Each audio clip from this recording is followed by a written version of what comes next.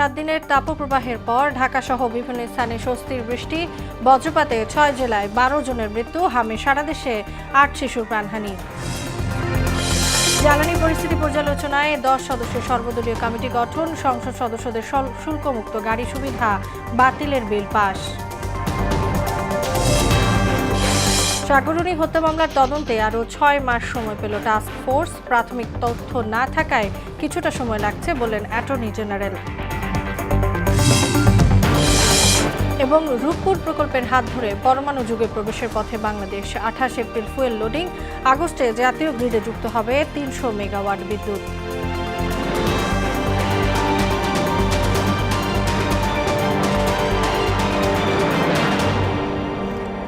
আসসালামু আলাইকুম, মোহনা সংবাদে সবাইকে স্বাগত। এতক্ষণ শুনছিলেন শিরোনাম, পুরো সংবাদের সঙ্গে আছি তাসনুভা বিনতে তাহের।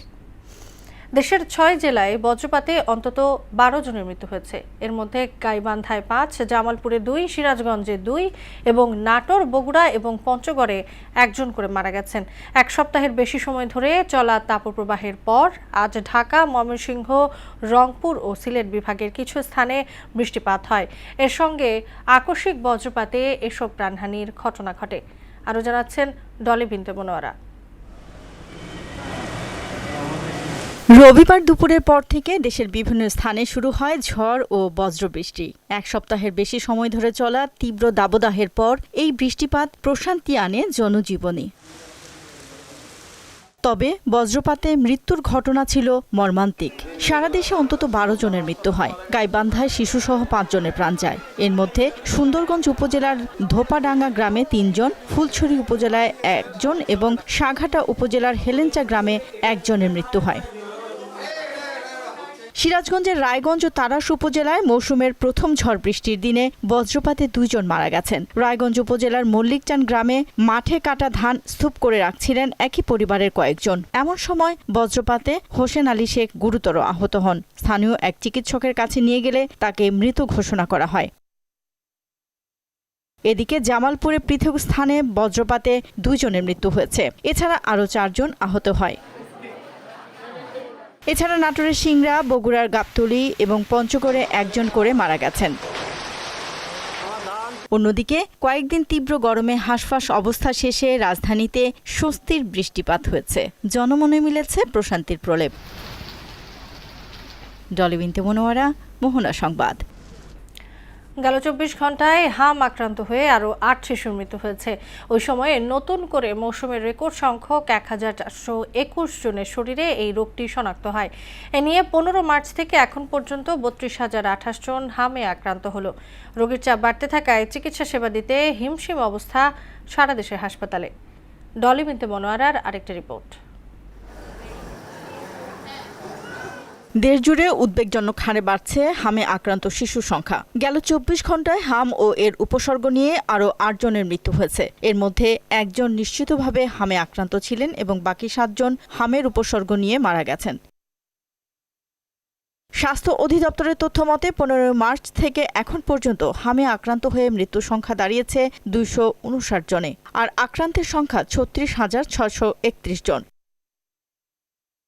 এদিকে ময়মনসিংহ মেডিকেল কলেজ হাসপাতালে হামে আক্রান্ত হয়ে নতুন শিশু রোগী ভর্তি হয়েছে 28 জন। এখন পর্যন্ত ময়মনসিংহ মেডিকেলে হাম ও হামের উপসর্গ নিয়ে মৃত্যু হয়েছে 17 শিশুর। রাজশাহী মেডিকেল কলেজ হাসপাতালে হাম সন্দেহে নতুন করে ভর্তি হয়েছে 22 শিশু। হাম নিয়ে বর্তমানে হাসপাতালে চিকিৎসাধীন 120 জন। হাম অত্যন্ত ছোঁয়াচে একটি রোগ। হাম সংক্রমণের তীব্রতা বাড়ার অন্যতম কারণ হাসপাতালের ভেতরে ও বাইরে পর্যাপ্ত আইসোলেশন বা পৃথক রাখার ব্যবস্থার অভাব। দ্রুত আইসোলেশন নিশ্চিত করা না গেলে পরিস্থিতি নিয়ন্ত্রণের বাইরে চলে যেতে পারে বলে জানিয়েছেন বিশেষজ্ঞরা। ডলি বিনতে মনোয়ারা, মোহনা সংবাদ।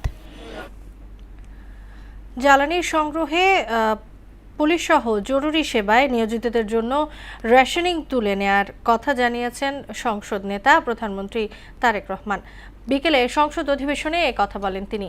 এদিন বিদ্যুৎ ও জ্বালানি খাতের উদ্ভূত পরিস্থিতি পর্যালোচনায় 10 সদস্যের সর্বদলীয় বিশেষ কমিটি গঠন করা হয়। এদিকে সংসদ সদস্যদের শুল্কমুক্ত গাড়ি সুবিধা বাতিল করে একটি সংশোধনী বিল পাশ হয় কণ্ঠভোটে। মনিউল ইসলামের প্রতিবেদন।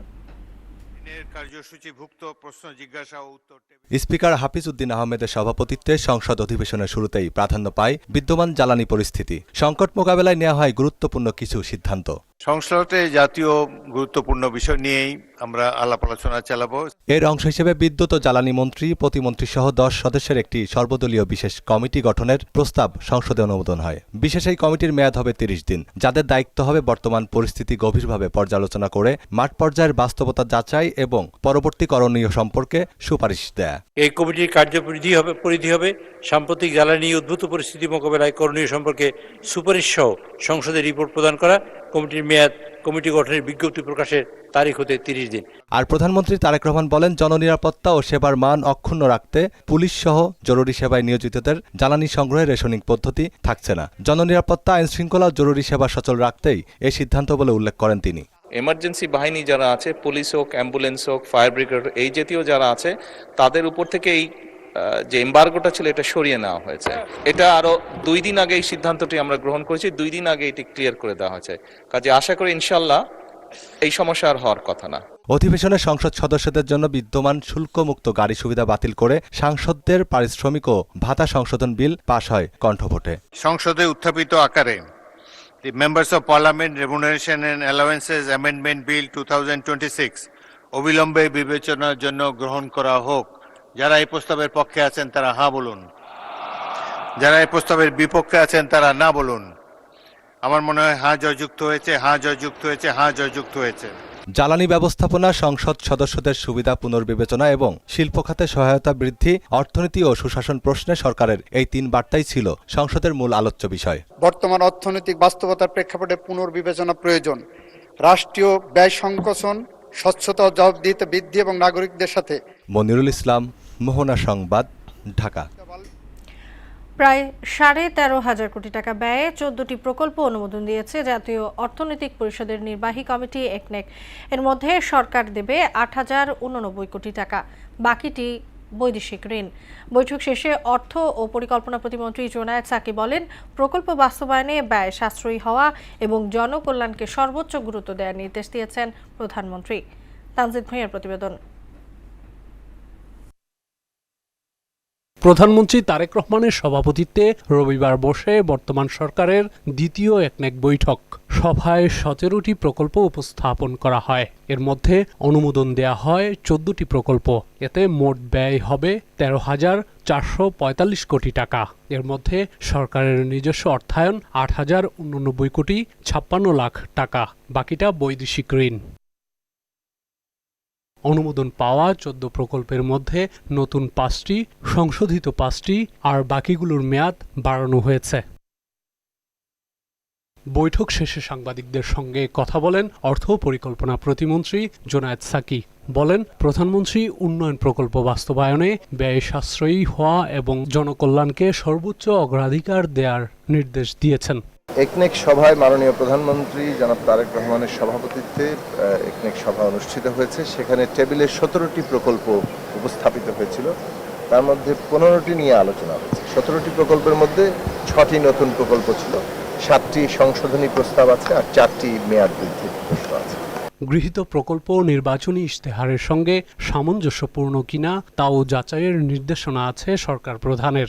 সামগ্রিকভাবে আমাদের জনগণের জীবনে যে উন্নতির চিন্তা করা হয়েছে, বিশেষত বর্তমান সরকার তার যে প্রতিশ্রুত তার যে নির্বাচনী ইশতেহার, তাদের পরিকল্পনা, 31 দফা কর্মসূচি, সবগুলোর সাথে সামঞ্জস্যপূর্ণ কতটা, এই সবগুলো দিক পরীক্ষা নিরীক্ষা করার জন্য নির্দেশনাটা আগেই এসছে এবং এই প্রক্রিয়াটা চলমান আছে। প্রকল্প বাস্তবায়নের দীর্ঘসূত্রিতার কারণ তদন্তে প্রধানমন্ত্রীর অনুশাসন রয়েছে বলেও জানান পরিকল্পনা প্রতিমন্ত্রী।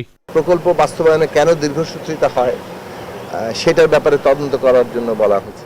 তানজিদ ভূঁইয়া, মোহনা সংবাদ, ঢাকা। সাগররনী হত্যা মামলার তদন্ত প্রতিবেদন দাখিলে শেষবারের মতো আরও 6 মাস সময় দিয়েছেন হাইকোর্ট। বিচারপতি ফাতেমা নজিব ও বিচারপতি সাইফুল করিমের সমন্বয়ে গঠিত বেঞ্চ এই আদেশ দেন। হাইকোর্ট গঠিত উচ্চ পর্যায়ের টাস্কফোর্সের কাছে হত্যাকাণ্ডের প্রাথমিক তথ্য উপাত্ত না থাকায় তদন্তে আরও সময় লাগবে বলে জানান অ্যাটর্নি জেনারেল ব্যারিস্টার রুহুল কদ্দিস কাজল। আর রিটকারী আইনজীবী শিশির মনির বলেন, এই মামলায় র্যাব, পিবিআই সহ আইনশৃঙ্খলা বাহিনী সকলেই ব্যর্থতার পরিচয় দিয়েছেন। আরও যারা আছেন রাজীব আহমেদ।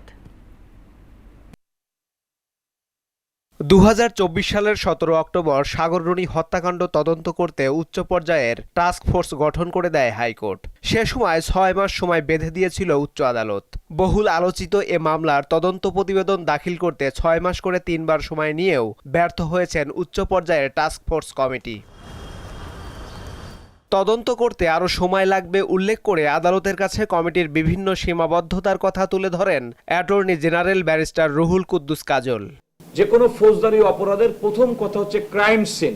এখনকার যারা টাস্ক ফোর্সের দায়িত্ব পালন করছেন তারা কিন্তু ঘটনার অব্যবহিত পরে এখানে যাননি। ক্রাইম সিন সম্পর্কে তারা যখন এই দায়িত্ব পেয়েছেন তখন কিন্তু আর ক্রাইম সিন বলে কোনো সিন নাই।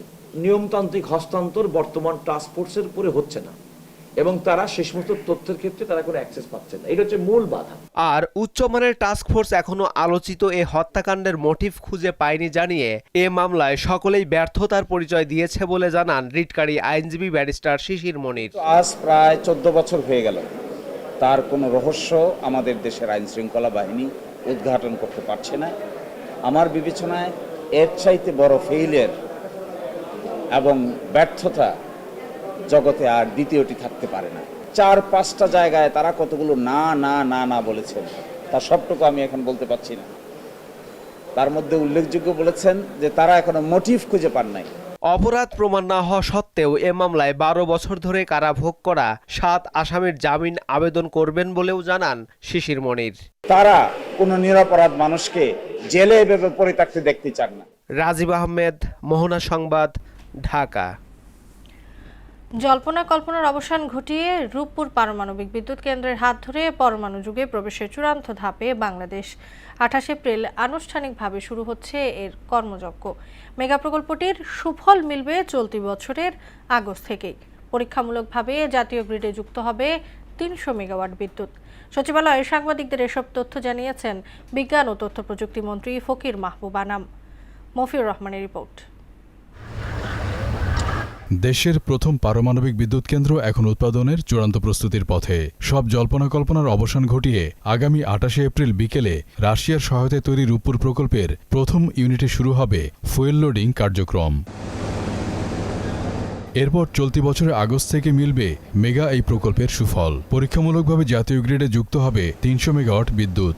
আর আগামী বছরের জানুয়ারিতে প্রথম ইউনিট থেকে পূর্ণমাত্রায় 1100 মেগাওয়াট বিদ্যুৎ সরবরাহ শুরু হবে। 15 and 21st of August এর মধ্যে আল্লাহ চাহে তো আমরা 300 মেগাওয়াট দিতে পারবো এবং তারপরে end of another 2 months time we'll try to raise it to 500 megawatts and end December or first week of January 2027 আমরা 1000 plus megawatt আল্লাহ চাহে তো ন্যাশনাল গ্রিডে দিব ইনশাআল্লাহ। দ্বিতীয় ইউনিটের ফুয়েল লোডিং শুরু হবে 2027 সালের জুনে। সে বছরের সেপ্টেম্বর নাগাদ 2 ইউনিট মিলিয়ে মোট 2200 মেগাওয়াট বিদ্যুৎ যুক্ত হবে গ্রিডে। সচিবালয়ে এক ব্রিফিংয়ে রূপপুর পারমাণবিক বিদ্যুৎ কেন্দ্রের অগ্রগতি তুলে ধরেন বিজ্ঞান ও তথ্য প্রযুক্তি মন্ত্রী ফকির মাহবুব আনাম। টোটাল ক্যাপাসিটি 1200 মেগাওয়াট, আমাদের রিয়েক্টর 1 দুটোই 1200 করে ক্যাপাসিটি, কিন্তু ওখানে বোধহয় আমরা 1000 প্লাস আমরা আপাতত দিতে পারবো। কিছু থাকবে যেটা ওটা বোধহয় আমাদের ওই ইয়েতেই ওই প্ল্যান্টেই কিছু অ্যারাউন্ড 50-60 মেগাওয়াট প্ল্যান্ট চালাতে গিয়ে আমাদের লাগবে। সেকেন্ড রিয়েক্টর আমরা আমাদের সাথে রাশিয়ান যারা সায়েন্টিস্ট বা রাশিয়ান যারা কোম্পানিগুলো রোস্টাম আছে যারা ওই সাথে কথা বলেছি এবং টেন্টেটিভলি আমরা জুন 27 টার্গেট করেছি আমরা। মন্ত্রী বলেন, আন্তর্জাতিক আণবিক সংস্থার সব নির্দেশনা মেনেই কাজ এগুচ্ছে। বিদ্যুৎ সঞ্চালনের জন্য প্রয়োজনীয় গ্রিড লাইনও প্রস্তুত। সেফটি সিকিউরিটি যে সার্টিফিকেট পাওয়ার কথা আপনারা জানেন যে ইতিমধ্যে 16 এপ্রিল আমরা সার্টিফিকেট পেয়ে গিয়েছি এবং সেই মোতাবেক মাননীয় প্রধানমন্ত্রীকে জানানো হয়েছিল 28 এপ্রিল বিকেল 3টায় ইনশাল্লাহ আমরা এটাকে কমিশন করে আমরা একটা সময় নির্ধারণ করেছি। এখন প্রকল্পটিতে কর্মরত আছেন 5000 রুশ কলাকৌশলী ও 20000 বাংলাদেশি কর্মী। ধাপে ধাপে কেন্দ্রটির পরিচালনার দায়িত্ব বাংলাদেশি জনবলের কাছে হস্তান্তর করা হবে বলেও জানান বিজ্ঞান ও প্রযুক্তি মন্ত্রী। বাংলাদেশি যারা চালাবে আমরা কিন্তু তাদেরকে ট্রেন করছি। কিন্তু মফিউর রহমান, মোহনা সংবাদ, ঢাকা। বাংলাদেশের বিনোদন অঙ্গনের অন্যতম আয়োজন মেরিল প্রথম আলো পুরস্কার অনুষ্ঠিত হয়ে গেল শুক্রবার। চিন্মৈত্রী সম্মেলন কেন্দ্রে প্রাণবন্ত এবং বর্ণিল আয়োজনে পরিণত হয় পুরস্কার বিতরণের ২৭তম আসরটি, যেখানে শিল্পী, নির্মাতা এবং তারকাদের উপস্থিতিতে তৈরি হয় অনন্য উৎসবের আবহ। স্কয়ার টয়লেট্রিজ লিমিটেডের মেরিল এবং জাতীয় দৈনিক প্রথম আলো যৌথভাবে এই আয়োজনের মাধ্যমে চলচ্চিত্র, টেলিভিশন ও সঙ্গীত অঙ্গনের কৃতি শিল্পীদের স্বীকৃতি দিয়ে আসছে।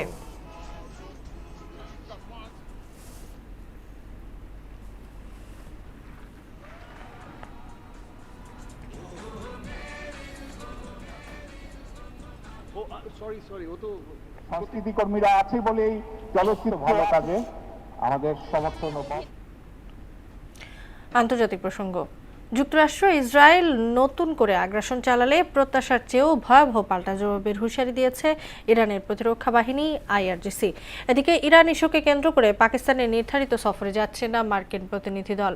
অন্যদিকে সফর শেষ করে ইতোমধ্যে ইসলামাবাদ ত্যাগ করেছেন ইরানের পররাষ্ট্রমন্ত্রী আব্বাস আরাকচি। যুক্তরাষ্ট্রের ওয়াশিংটনে হোয়াইট হাউসের সংবাদদাতাদের নৈশভোজে গুলির ঘটনায় হামলাকারী টমাস অ্যালেনকে আটক করেছে আইন শৃঙ্খলা রক্ষাকারী বাহিনী। বর্তমানে পুলিশ হেফাজতে রয়েছেন তিনি। C2 এডুকেশন নামে একটি প্রতিষ্ঠানের শিক্ষক টমাস অ্যালেন। জিজ্ঞাসাবাদে প্রেসিডেন্ট ডোনাল্ড ট্রাম্পের সঙ্গে সংশ্লিষ্ট কর্মকর্তাদের লক্ষ্য করে হামলার কথা জানান তিনি।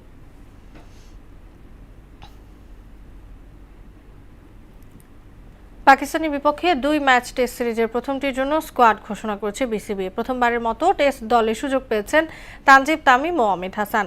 আগামী 8 মে মিরপুর শেরেবাংলা স্টেডিয়ামে শুরু হবে পাকিস্তানের বিপক্ষে প্রথম টেস্ট।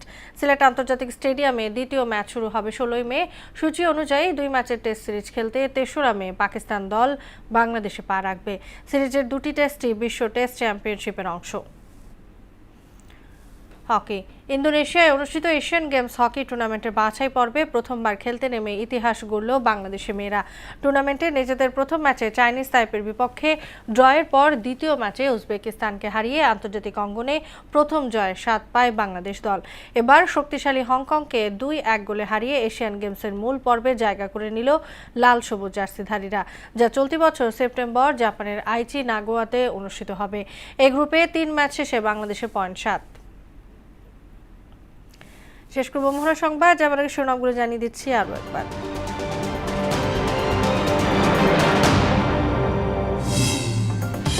টানা 7 দিনের তাপপ্রবাহের পর ঢাকা সহ বিভিন্ন স্থানে স্বস্তির বৃষ্টি। বজ্রপাতের 6 জেলায় 12 জনের মৃত্যু। হামে সারা দেশে 8 শিশুর প্রাণহানি। জ্বালানি পরিস্থিতি পর্যালোচনায় 10 সদস্যের সর্বদলীয় কমিটি গঠন। সংসদ সদস্যদের শুল্কমুক্ত গাড়ি সুবিধা বাতিলের বিল পাস। সাগররুনি হত্যা মামলার তদন্তে আরও 6 মাস সময় পেল টাস্ক ফোর্স। প্রাথমিক তথ্য না থাকায় কিছুটা সময় লাগছে বললেন অ্যাটর্নি জেনারেল। এবং রূপপুর প্রকল্পের হাত ধরে পরমাণু যুগে প্রবেশের পথে বাংলাদেশ। 28 April fuel loading. আগস্টে জাতীয় গ্রিডে যুক্ত হবে 300 মেগাওয়াট বিদ্যুৎ। এই ছিল মোহনা সংবাদে। পরবর্তী সংবাদ রাত 12টায়। মোহনার সবশেষ খবর জানতে ভিজিট করুন www.mohna.tv। সংবাদ দেখতে পারেন ফেসবুক ও ইউটিউবেও। এতক্ষণ সঙ্গে থাকার জন্য ধন্যবাদ সবাইকে।